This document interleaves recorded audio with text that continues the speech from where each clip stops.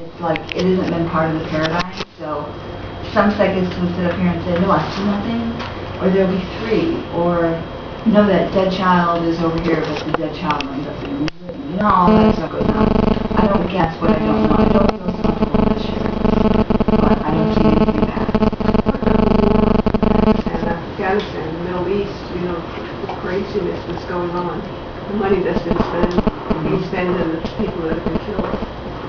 Yeah, just like on the other grid, basically you pay for it. You know, we don't have the ability to stop it. We didn't really. We don't have. We end up having to pay for it. I mean, morally, we can't financially, everything. And they're not going to leave that area. War is very profitable, but you know, even though it's a very sinister kind of outlook on the whole thing, war is just incredibly profitable, and it always has been. And it influences the course of all civilizations, how profitable it can be. And what you think is worth going to war over versus what somebody else. It's kind of the human problem that we're caught in. I don't think it's going to end anytime soon. Gosh, I was saying, aren't we transcending out of it, hopefully? Oh yeah, definitely. We're definitely transcending out of the war age. I mean, if nothing else, we just can't sustain it financially.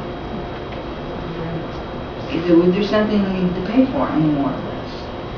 And let me also, I'll make it very quick, but Wesley Clark, who was offered, or actually who ran as one of the presidential candidates and was one of the, was he Joint Chiefs of Staff or what was he? Yeah, but he was offered a very high position in the Bush administration. And when he went to go, you know, talk to everyone about this, and he's on the record in the I think it's in the Atlantic Monthly. It's either the Atlantic Monthly or the New Republic. He's on record as saying he sat down at a table and they showed him a map of the Middle East with the intention of creating 5 to 8 different wars. First starting in Iraq and Afghanistan, and then branching out to 5 or 6 other countries. And he said he looked at that map and he thought, these people are insane. They're insane, and I don't know what they have planned. I'm not planning on for this. And we can thank somebody like him for being willing to go on record and say that. But that's how these wars get started. They're planned long in advance. So. Do you have any idea what we're making? If we're not spending the money on war, what are they going to spend the money on? We won't have any. What would you like them to spend on? Education. You know, that's what I was going to say. In a lot of ways. You know, because that's schools and universities and things like this. Well, I'd say that we could probably start by addressing hunger in this country. And maybe we should start by addressing kind of some base level needs. Hunger and what? Subsistence living in this country would be helpful. I don't always know how to have. I don't know what always is the best direction here or there. I just see where I can read the collective psyche enough to see that we're heading out of these constricting behaviors that we have, hence until now, you know, been limited in that. We're moving out. We're so limited by our addiction to disease and doctors, really. And it seems to me if we're going to do, you know, education, it's not health care so much as it is being healthy. It's how do we. Sophie. But we have to of course, you know, completely alter our food systems. I mean, it's complete upheaval. I would say that my dog might not be in your dog fight. You see what I mean? Like whatever is of preeminent importance to you, I might not have a dog in that fight, or that might not be the way I'm aligned. Me on the ground, I want to see what would essentially equate to redistribution of wealth. Right. And Redistribution redistribution of wealth. of wealth. Which that's kind of where I would start, and I think people evolve out of that, because I think they already have innate intelligence, so set them free. Anything else? Have you heard of the Claudette nucleus, which is a part of the brain? And if so, how does it relate to the cerebral cortex? Which part of this is it? The Claudette nucleus. I mean, off the top of my head, no.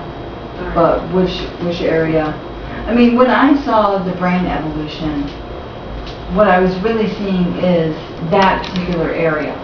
So that was all I clued in on so that I can understand how it was going down. And let me also say that I think part of the reason why I may have seen a brain upgrade is because of what I had to go through in my accident. Okay?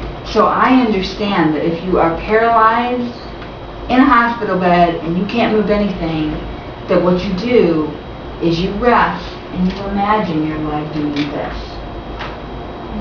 You know, getting movement, and then you imagine standing up, and then you imagine walking, and then you turn the walking into running.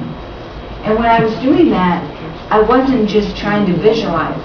What I was doing was realizing that there was circuitry up here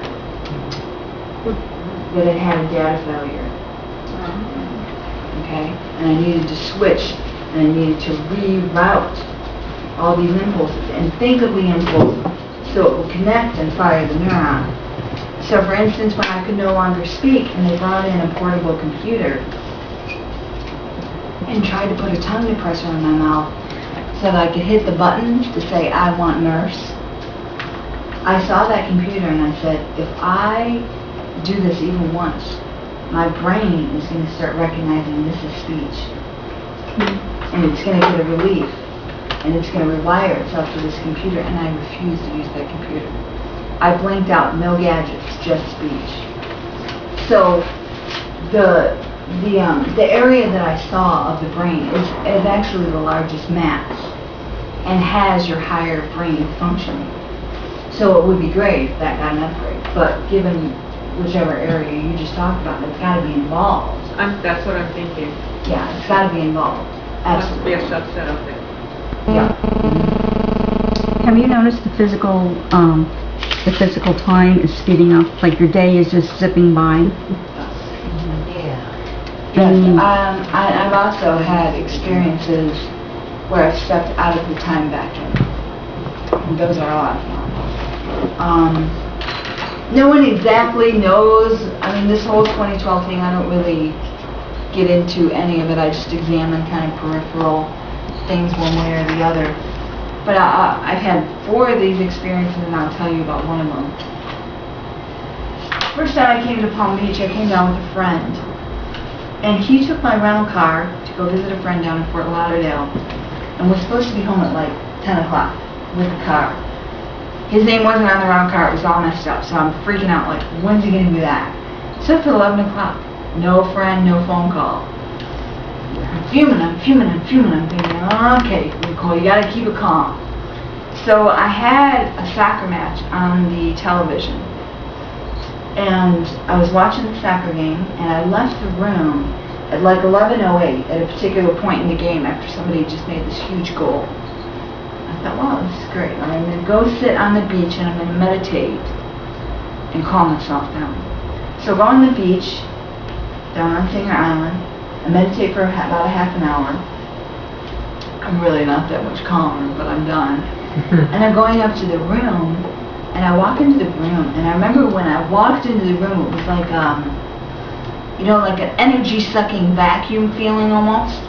And I walked in the room, and I sat down, I turned the TV on, and the goal that I had seen on the way out of the room before was just being made, and I looked over at the clock, it was at 11:08. And it was, and people have had these experiences before where it's like a fracture in the actual fabric of time. All kinds of people have written about this. It's not like I'm special and I had it. I'm just saying that I had one. These are chronicled all over the place. And time is kind of